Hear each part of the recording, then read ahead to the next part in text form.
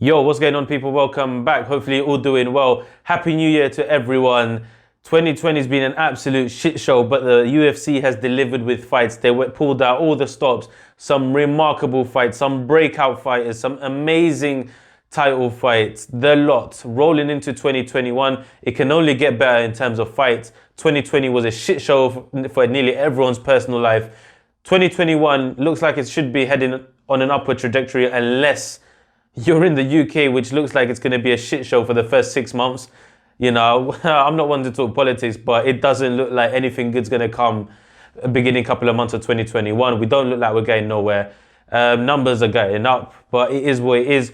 Unfortunately, it's not it is what it is, but that's the situation we're in. Looking forward to 2021. And this video is going to be about who I think will remain champion this year, come the end of the year, or if there will be a new champion. I'm going to go through all the weight divisions. Let me know what you guys think. Obviously, before I start, subscribe, like the video, let me know what you think, leave a comment, and let's get into it, shall we? First of all, the strawweight female champion, Weili Zhang. I've got the rankings up here next to my laptop here, and I will put the rankings somewhere down here so you guys can see as well what I'm looking at. Weili Zhang, phenomenal last fight against Joanna Jędrzejczyk, probably fight of the year for many people. That along with Hooker Poirier, there were so many good fights. But Weili Zhang proved she can be tough. She can be in a dogfight. And we all know she can fight. But you look at the rankings here, she's beaten Joanna Jędrzejczyk. Yan Zhounan, she's very good. I've skipped Rose Namajunas on purpose, yeah. Nina Ansaroff, personally, I don't think she touches Weili Zhang. Claudia Gadelha, I had so much hope for her. When she first come on and her debut was against Joanna Jędrzejczyk, I think everyone thought she'd be the next champion. It hasn't quite worked out for her. Joanna Jędrzejczyk's proved to be a kryptonite, and then she's fallen on some hurdles along the way as well, trying to get back up to a title shot. Michelle Waterson could be in for a shout, but again, with Michelle, sometimes you just see her lose and you're like, nah, do you know what I mean? Marina Rodriguez is another good one.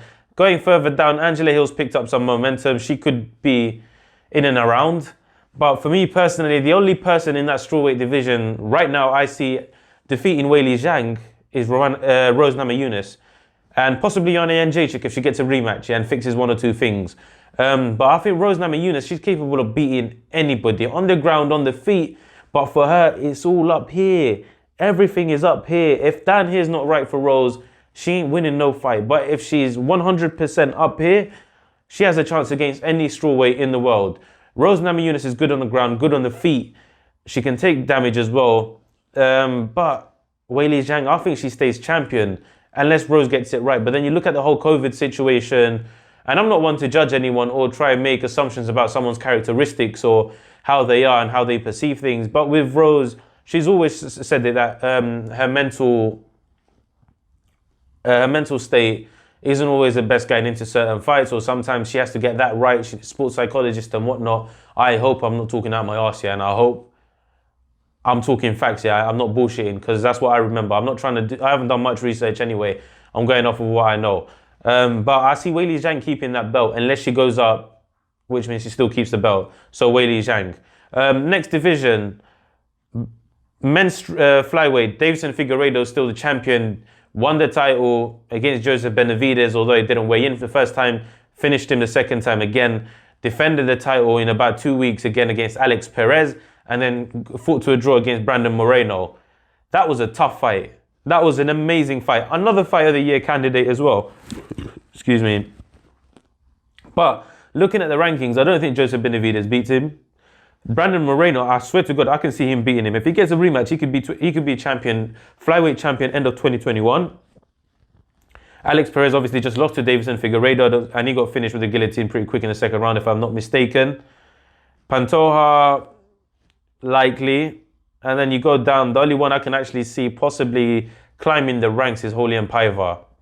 But either Davison Figueiredo keeps the belt or Askar Askarov. It's either between Askar Askarov and Brandon Moreno. And the one I'm picking is Brandon Moreno. If Brandon Moreno wins, I'd like to see him face Askar Askarov. Simply because they fought to a draw earlier on in their UFC careers, which is not that long ago, but they had a draw. So I'm going to stick. I'm going to go with Brandon Moreno taking that belt in the rematch because I think the UFC will give it to him, and then we'll see how the Askarov fight goes. But I think that title changes hands. I don't think Davidson's a problem, but Brandon gave him a lot of problems in that fight. And but both guys can go back to the drawing board, fix one or two things. But I like Brandon Moreno, and I think he could win. Next, women's flyweight champion Valentina Shevchenko. I'm not even going to waste you guys' time. I think we all know ain't no one touching this woman. Stone cold assassin. One of the nicest people you'll meet outside of the octagon, but inside there, problem. Big problem. Jennifer Maia gave her a few problems, but other than that, very little. Maybe a takedown, if I remember rightly. That was it. No one's touching her. You look at the Jessica Andrade. Joanna Jędrzejczyk's beating Jessica Andrade just by staying on the outside. You think Valentina can't do that, and that's her game, counter-striking. Katie Chukagian's lost to her already. She got dominated. I don't see Lauren Murphy beating her, although she's on the rise. Cynthia Calvillo ain't touching Valentina Shevchenko. We also what happened to Jessica Ai. And, Roxanne Modafferi ain't touching her.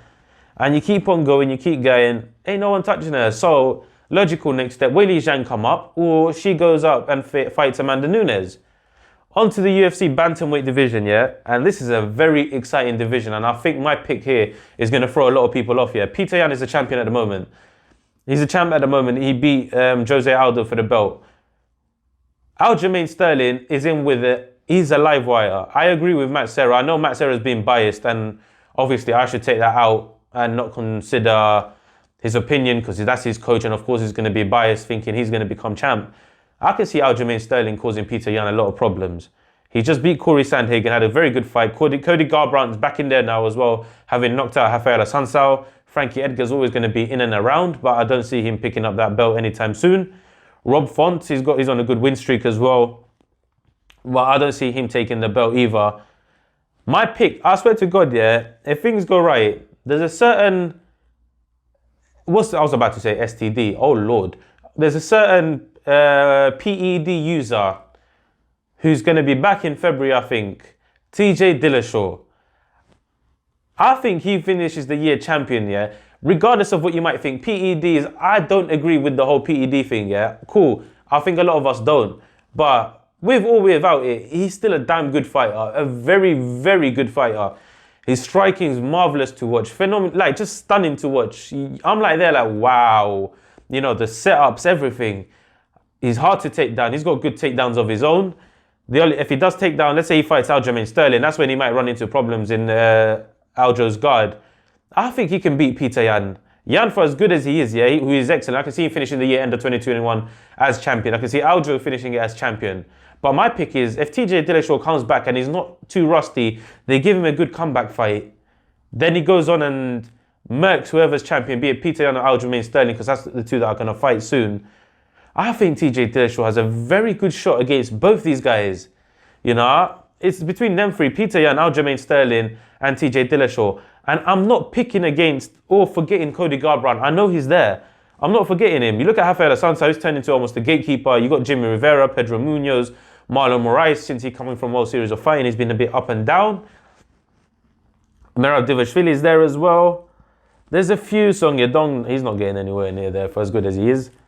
But Aljamain Sterling, Peter Yan, and Cody Garbrandt, and TJ Dillashaw. But my pick is TJ Dillashaw. I think TJ Dillashaw ends the year as champion if he comes back, and the 2 years off hasn't really done him much harm. Next, women's bantamweight. Again, Amanda Nunes champion. Yeah, you look, Jermaine Durandamy, she's beating her. She's beating Holly Holm. Aspen Ladd, she ain't touching her. Raquel Pennington, she ain't touching her. Irene Aldana, nope. Caitlin Vieira, Juliana Pena, Yana Kunitskaya, Sarah McMahon. Someone tell me, do you really think any of these lot have a chance against Amanda Nunes? And that's no disrespect to any of them. That's just how good Amanda Nunes is. Yeah? It's pretty simple. Amanda Nunes will remain champion. She's fighting Megan Anderson, if I'm not mistaken, for her featherweight belt. She's going to remain champion again. And again, it's nothing against these fighters. I just think these champions are too good. Well, I've got a bit of a stuffed nose, yeah, but it is what it is.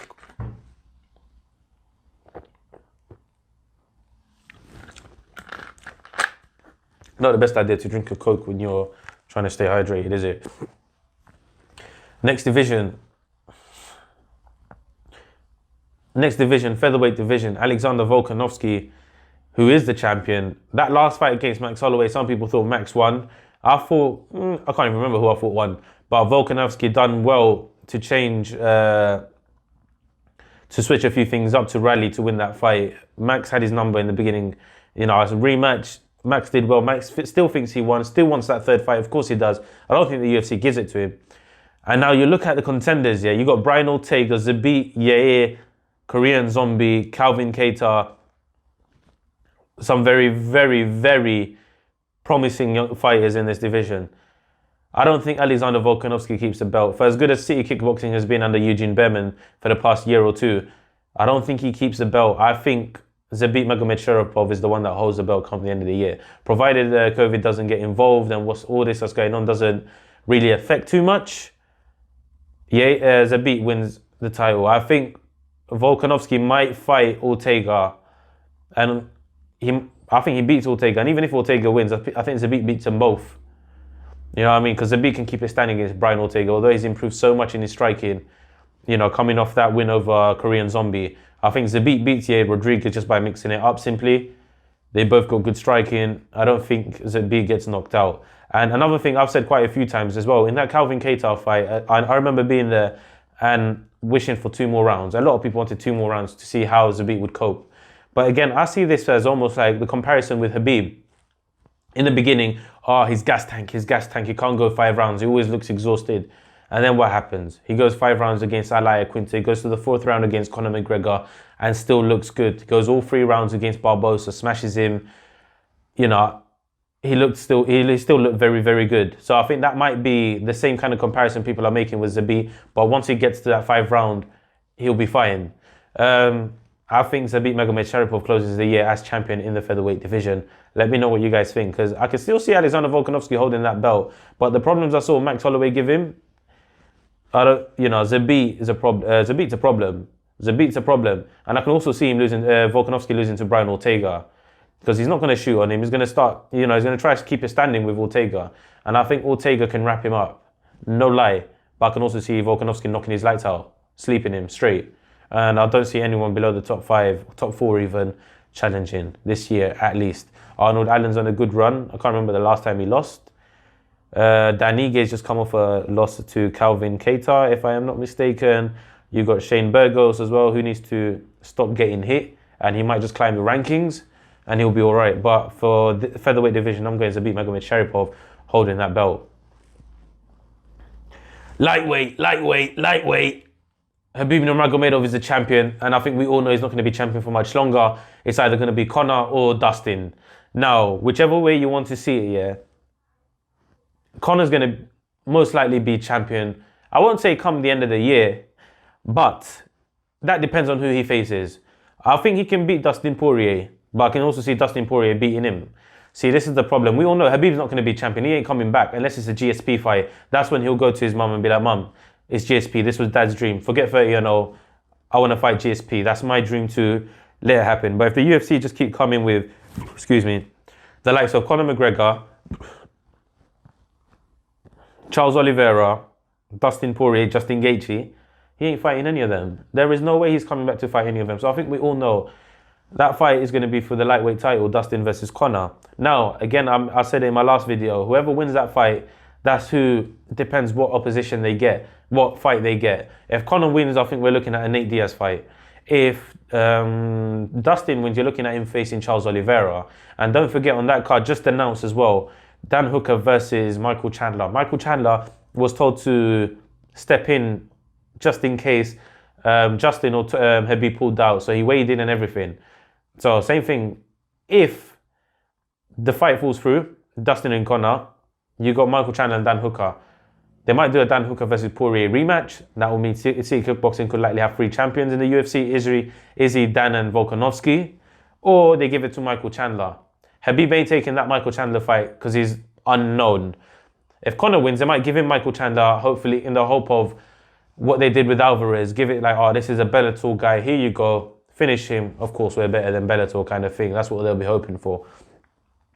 Come the end of the year, personally, I think if things go right for Charles Oliveira in terms of matchmaking and they actually give him a title shot, I think he wins the belt. just for the way he's looked, you know.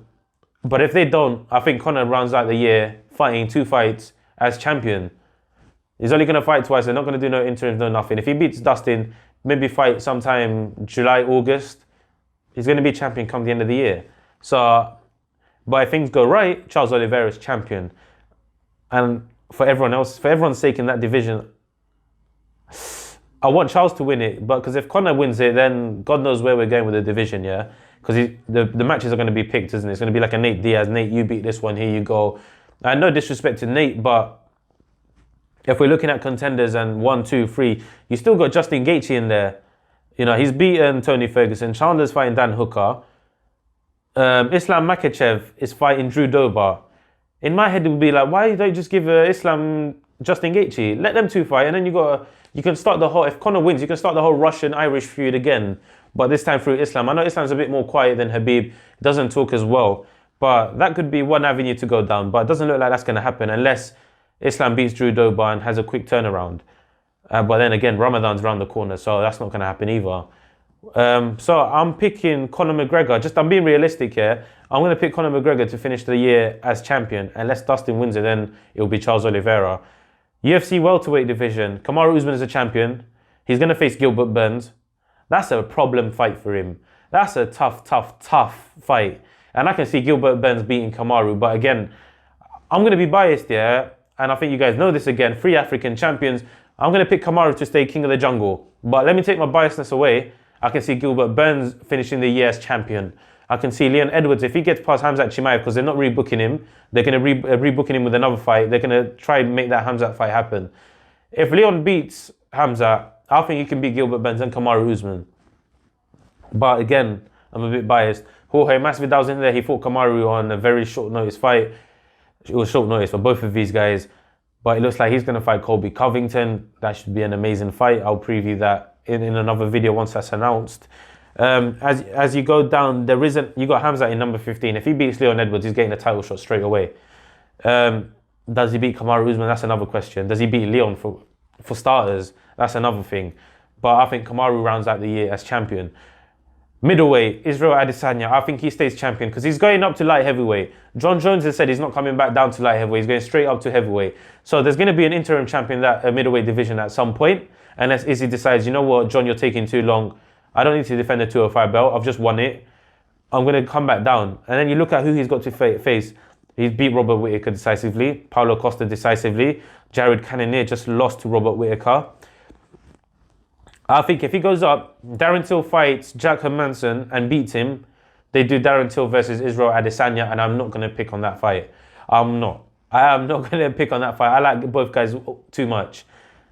I'm going to lean towards Israel Adesanya keeping that belt. Just because he's going up, and then by the time he comes back down, you might have an interim champion or Darren Till waiting if he beats Jack Hermanson. You've also got Marvin Vettori, who's on a roll as well, but I don't think the UFC is going to give him that title shot just yet. So Izzy rounds out the year as champion. Next is the light heavyweight division, and you've got Jan Blachowicz as champion. I think Israel Adesanya is going to beat him and hold that belt. I don't think they're going to give it to Glover Teixeira, the title shot for as much as he deserves it. You've got Dominic Reyes there, Alexander Rakid, Jiri Prohatzka.